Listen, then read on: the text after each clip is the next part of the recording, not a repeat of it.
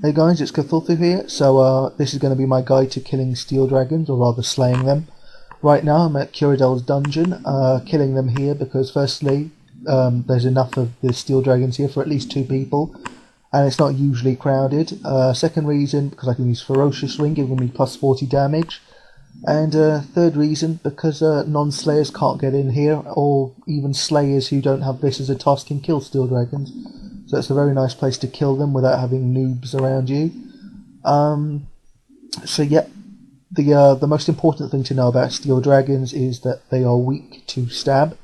So that's why I'm using rapier here. Otherwise, usually you'd use a chaotic longsword for something like this, because the higher the defense of an NPC, the better chaotic longsword will be because of its accuracy. But yeah, this is the one place that doesn't work out, because these are specifically weak to stab.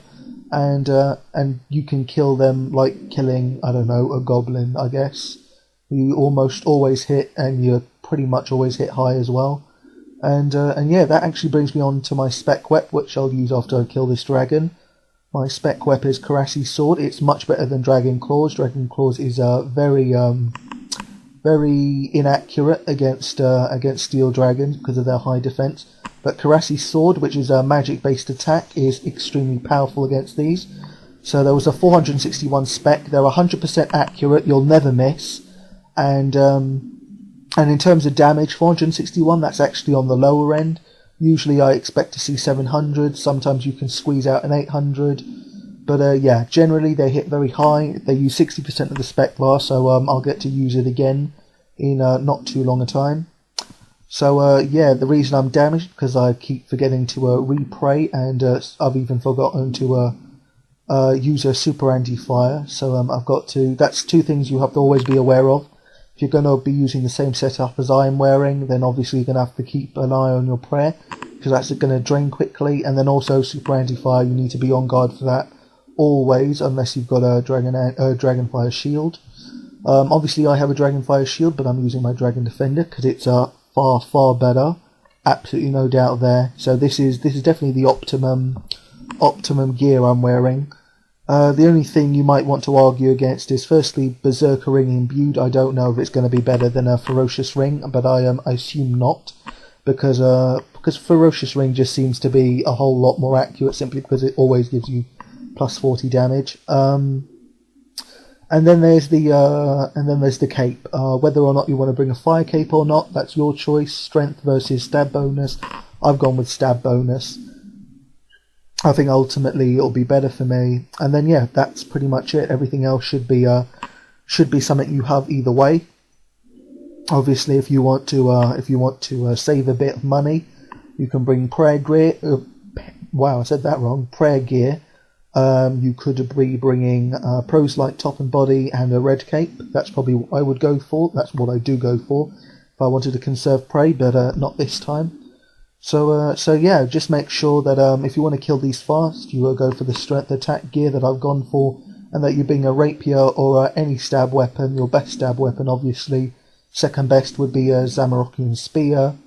Not sure about thereafter. I'd hesitate to say even a whip might make it onto the list.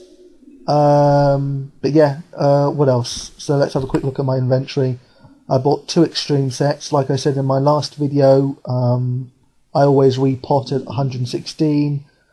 Whether or not you should pot earlier, well obviously you're going to speed up your tasks a little bit more, I guess, if the sooner you pot, but that's your decision. Then again, I mean, ultimately you bring overload, but I don't think anyone should really go to that kind of extreme.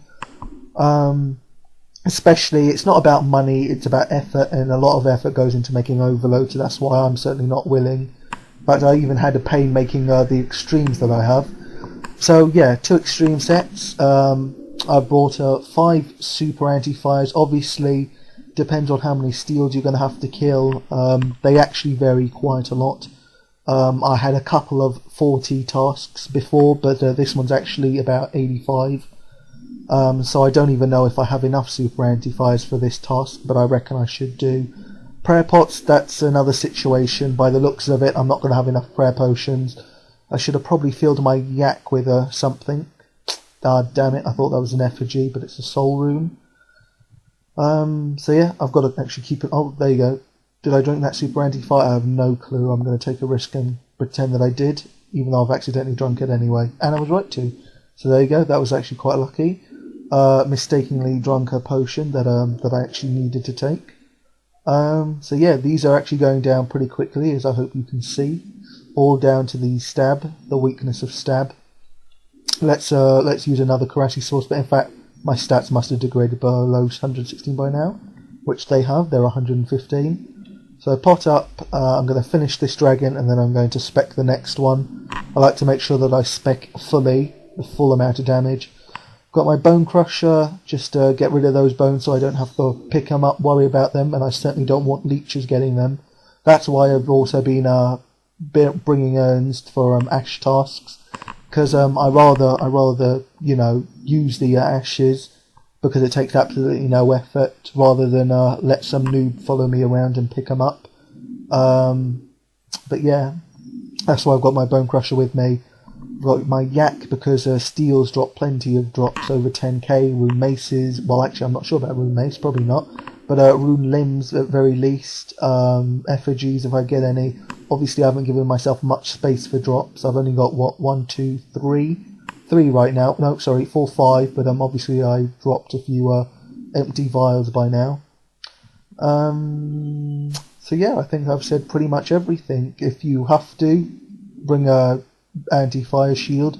I wouldn't suggest it though. Bring a defender. I'm sure everyone has a defender, a decent defender. Even a rune defender would be great. Specifically about the area, in terms of how I got here, I went through the agility shortcut. I think that's 90 agility you need, but realistically you only need 85 agility. Then you can bring a summon pie, which will boost your agility level by 5 levels. I'm not sure about the other agility short course through the Abyssal Demons, but I guess you could take that one. Again, thinking of Summer Pie as in you needing 5 less agility levels than you actually need. I think I've said it all now. So hopefully that's been useful to somebody. That's all I've got to say. So thank you guys for watching. This has been Cthulthu. Until next time, see you guys.